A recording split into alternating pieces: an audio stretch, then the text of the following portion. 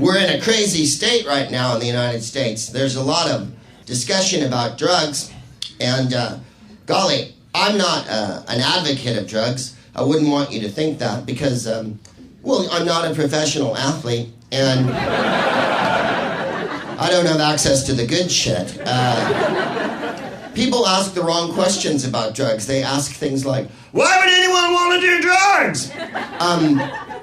They work, and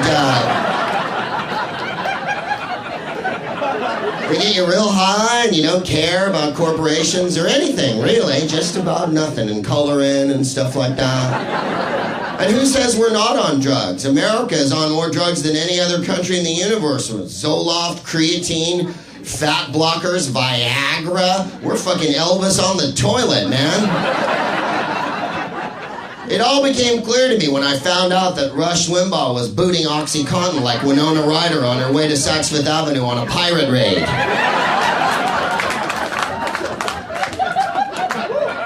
Broham was doing hillbilly heroin like Courtney Love on a fucking weekend. He did 4,700 tablets of OxyContin in a 3-month period. Now, I have very little to do myself in the daytime. So I've done the math on this for you, even though long division is an arduous task for me at best. And it's 47.7 OxyContin a day. That's quite a lot of OxyContin, ladies and gentlemen. You need to know that OxyContin is a ridiculously powerful narcotic. It takes you right out of your game. I mean, you might have a beer and a shot of tequila and be like, woo, I can fight. Poof. You take 47 OxyContin, you're going to be like, wow, there's an ocelot living inside my brain. And he's juggling Skittles while singing Barbra Streisand. It doesn't make you the most coherent individual. And in the middle of this, he was made a color announcer. Pause for irony. Carry on.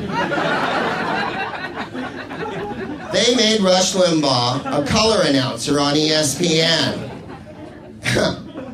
When no one of color really listens to Rush Limbaugh. Not even people who are strenuously beige. Certainly no one at the Siegfried and Roy level of orangitude.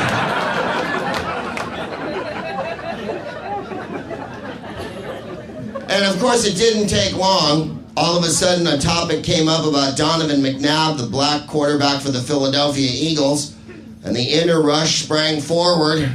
Suddenly, he became Trent Lott at Strom Thurmond's funeral. You remember Strom Thurmond? He was a senator who died at the age of 245. He was so old, he voted against the Emancipation Proclamation.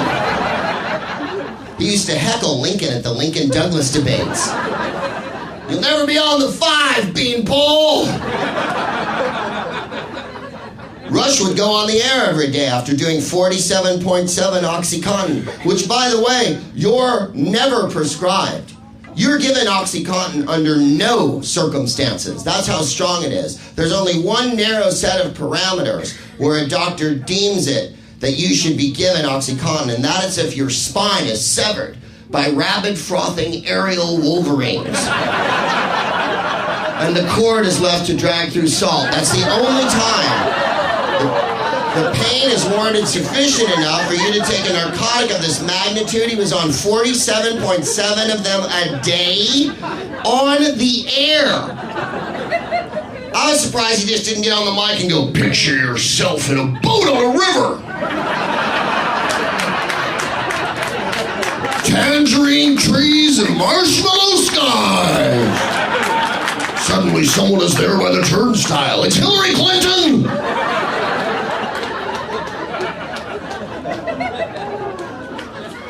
People get very upset about marijuana and the legalization thereof. And people say things to me like, but Greg, what if a young person heard you mention marijuana in a positive light, and then a young person tried marijuana, then a young person would laugh at Scooby-Doo?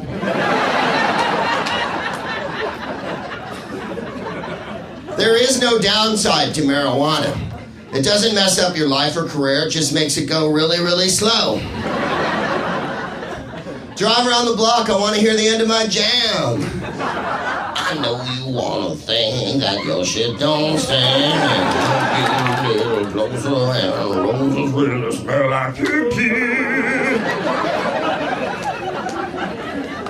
What marijuana does do is it takes things that are not very funny and makes them very funny indeed. And how can that be bad in this unending vale of tears?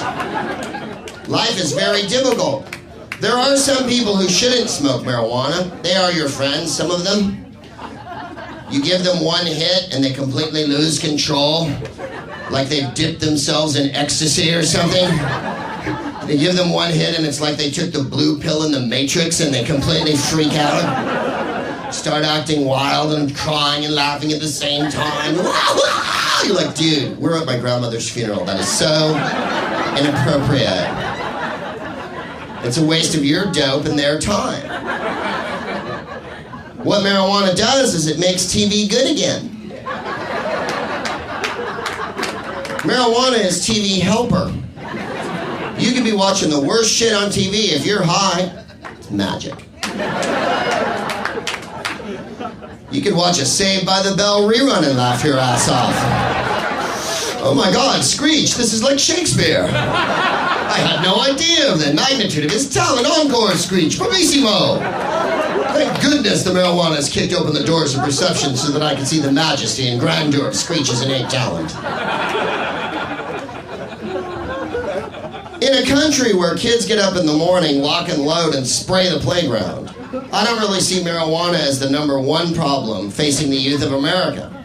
Because I guarantee you, it is not the stoner kids who are shooting people. They simply don't have time to, buy ammo. A little bit busy. Looking up the Domino's number in the phone book for, the 50th time.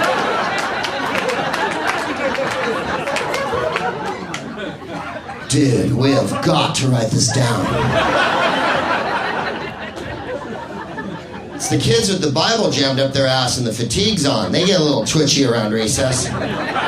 Jesus told me to kill you. And the stoner kids in the corner, yes, but Buddha said, let him live. I saw it on the Discovery Channel and I laughed and laughed and laughed.